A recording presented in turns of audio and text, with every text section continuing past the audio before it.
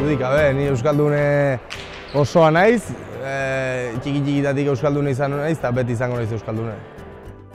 Bueno, ni beti herri txiki baten bizi izan du naiz eta han pilota beti izan du da gustokoa, eta afizio handia izan du da beti pilotara eta nire jaiotetxeen ondoan plaza bat zegoan eta han joaten nintzen txiki-txikitatik bost urte egin uste eta sinitzela eta beti gustatu izan du zait eta egia esan afizioa ikaragarri izan duot beti eta holaxe hasi nintzen.